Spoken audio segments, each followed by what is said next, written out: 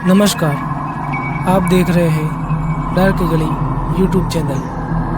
आज की कहानी में आगे बढ़ने से पहले खौफनाक और डरावनी कहानियाँ सुनने के लिए चैनल को अभी सब्सक्राइब करें। आज की कहानी हमें भेजी है हिमाचल प्रदेश से अमन ने। तो चलिए बढ़ते हैं आज की कहानी की ओर। ये घटना मेरे पापा के साथ घटी थी। मेरे मम्मी पापा की नई नई शादी हुई थी।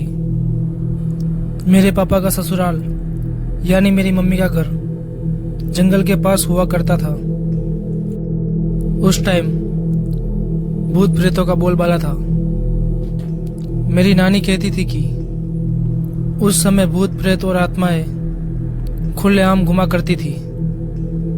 एक बार मेरे पापा अपने ससुराल जाने के लिए निकले। उस समय गाड़ी या बस की ज्यादा सुविधा नहीं थी। पापा को घर पहुंचते हुए रात के 7 बज गए थे। पापा की वहां पर अच्छी खातिरदारी हुई। पापा ने खाना खाया और सोने चले गए।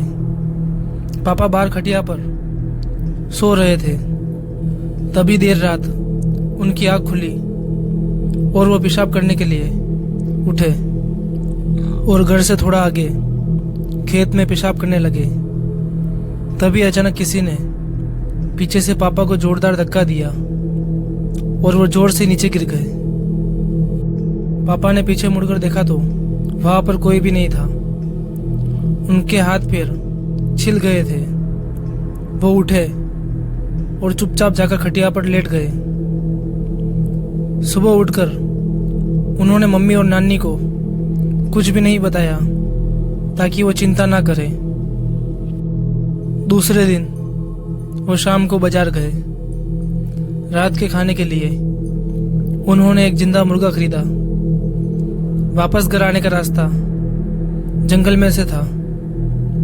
उन्होंने मुर्गे को अपने थैले में डाला और निकल पड़े घर की ओर।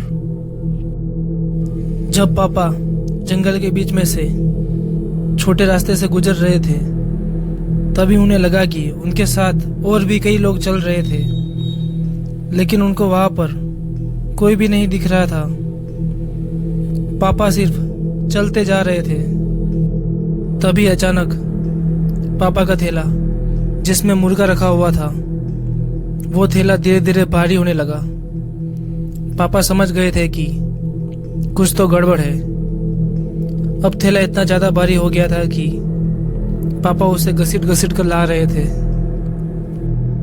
तभी पापा का हाथ कोई खींचने लगा और जंगल में ले जाने लगा, लेकिन वहां पर कोई भी नहीं दिखाई दे रहा था। पापा समझ गए थे कि आज बचना मुश्किल है। पापा ने भगवान का नाम लिया और जैसे तैसे अपना हाथ छुटाया और जोरों से भागने लगे और गिरते पड़ते घर पहुंचे।